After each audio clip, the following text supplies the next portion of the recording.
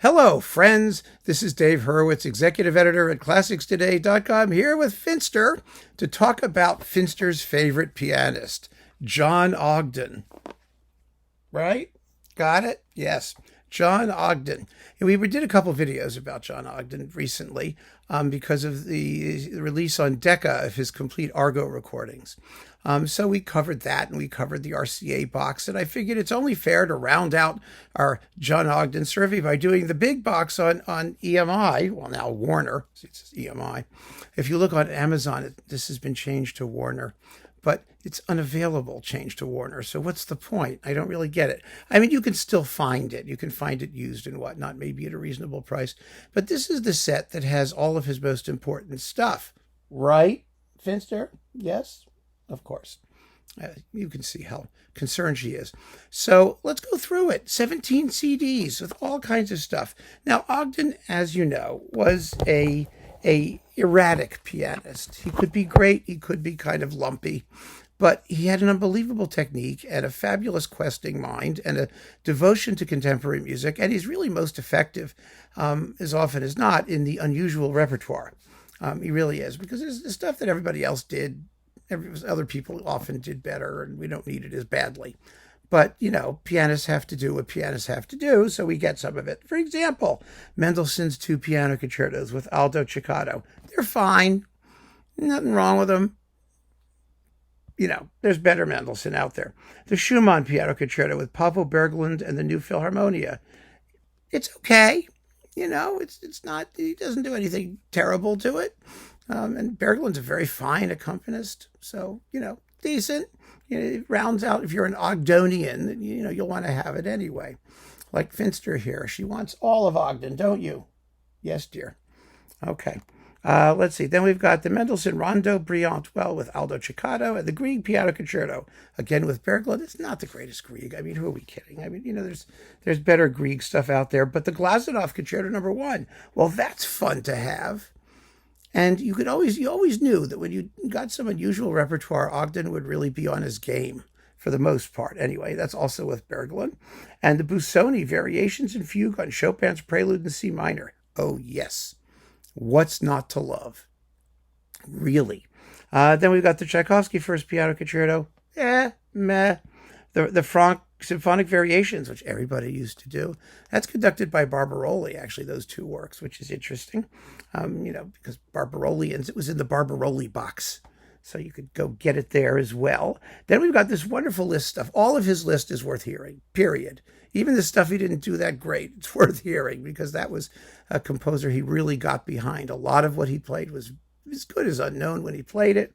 We have the Fantasia on Hungarian folk tunes and the Rhapsody Espagnole in Busoni's orchestral arrangement, conducted by Pritchard. Oh, that's fun. It's so much fun. It's got the Jota Aragonesa in it, you know, that Mahler used in his Third Symphony.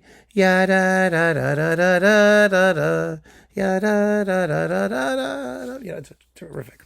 Then his most iconic recording, probably, the Busoni Concerto. I mean, Ogdon recorded it. He recorded it wonderfully at a time when nobody was doing it, and it's very well conducted by Daniel Revenant, who knew what he was doing in that music, and it's just a terrific performance still. It really is. And you also get, on the piano, the Sonatina No. 6, which is the chamber fantasy on Bizet's Carmen, which is delicious, and Turandot's Frauengemach, which uses green sleeves, because Busoni thought it was a Chinese tune. Hey. Rachmaninoff, Piano Concerto No. 2, Paganini Rhapsody, Philharmonia, Pritchard. Again, you know, I mean, he does some good Rachmaninoff. We're going to get to that. But so many performances of this stuff, and so many people. You've got Rubinstein. You've got, you know, people who are really into it. And this, you know, gave Ogdon his bona fides as a normal romantic pianist. But we don't like him when he's normal and romantic. We like him when he's weird and contemporary. The Fauré Ballade, well, that's fun. And the Litolf Scherzo with Fremo and City of Birmingham. Then we've got Chopin. A couple etudes, a couple nocturnes, the Ballade No. 1, a couple preludes, a couple mazurkas, the Scherzo No. 3, which is very, very well done. Really probably the best thing on the disc. A couple polonaises, some waltzes, the Fantasy Impromptu in C-sharp minor, and then Liszt and Sospiro, that which is wonderful. And the Liebesträume, numbers 1 and 3. You know, the Chopin blows hot and cold. Let's like I said, the scherzo is really good. Some of the other stuff, yeah, you know, it wasn't really his thing. The Liszt Sonata, well, that's always fun. Then we've got 2 concert etudes, Waldesrauschen and Gnomenregen. Those are terrific. And the Trauer Vorspiel and Trauer March, yeah, Funeral Prelude and Funeral March. Isn't that fun? And Rev, the Don Juan Reminiscences, which is one of the great piano works of the 19th century, and he makes a meal of it in a good sense. It's a gourmet meal. He relishes every bit. And the Reminiscences of Simon Boccanegra, which is really different because nobody knew. You know, people only knew these operas from these Liszt transcriptions because nobody knew the complete operas back in those days. Then we've got the Dante Sonata, Mephisto Waltz number 1, number 3, the Czardas Macabre. Oh, that's so much fun.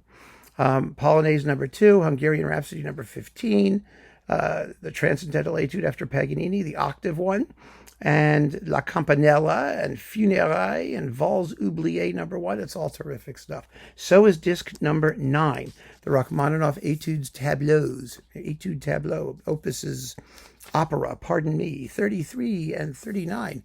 Boy, does he plow through this stuff. It's hard to play this music. It's got so many notes. It's thick textures and all that, and he really is up for it. Much more so than in the concerto, the Paganini Rhapsody. I mean, this is him showing us what he can do with music that really asks you to figure out where the tune is and where the accompaniment goes. It's wonderful. And then there's the Prelude in C-sharp minor. Why not?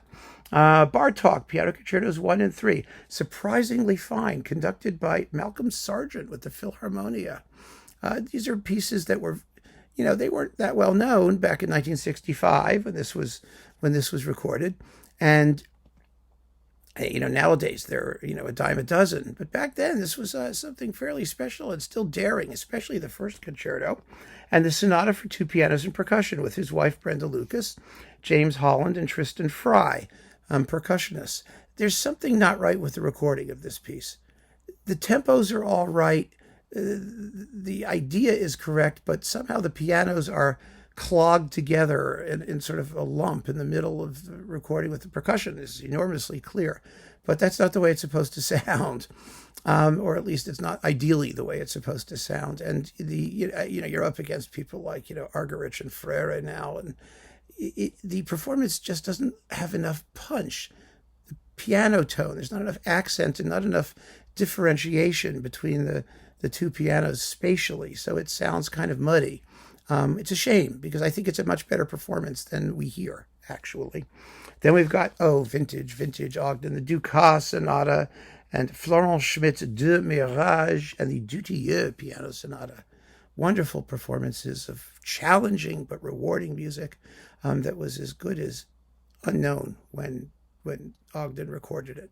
And he really, you know, he always gave it his best when he was doing contemporary music, when he had to advocate for the music. He was an advocate. That's the word.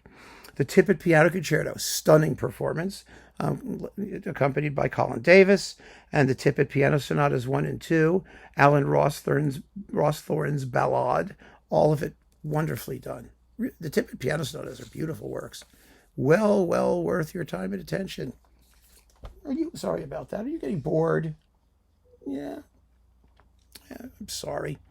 You know, I thought she liked John Ogdon, you know, but she's a cat. She has a short attention span. I just did a video on music for people with short attention spans. None of this stuff was on it. So what can I tell you? You know, Ogdon was a long attention span kind of guy, as you will see momentarily. Shostakovich Piano Concerto number 2, charming, with the Ogdon Piano Concerto number 1, his own piano concerto, which is actually a good piece, and his own piano sonata and theme and variations, all well worth listening to. CD 14, Richard Hall, Suite for piano, whatever that guy is. Alexander Goer, Sonata in 1 movement, 3 pieces. And Harrison Birtwhistle's Précis, and Peter Maxwell Davies, 5 pieces, Opus 2. David Blake's Variations for piano. Christopher Headington's Toccata. Stuff you'll never hear anywhere else, at least frequently. Alan Hoddenot's Sonata number 2. It's a good piece. Robert Sherlaw Johnson, who actually lived till 2000. He was around. His Piano Sonata number 2. These are fun works. The Ronald Stevenson Passacaglia on DSCH, one of the legends of contemporary modernist piano stuff. You know, really a big, long, hairy, crazy thing. And he plays it better than Stevenson does, I mean, for sure. And it's a fun piece, actually. Sort of Sarabji without the sludge, or less sludge. It has sludge, but not as much sludge.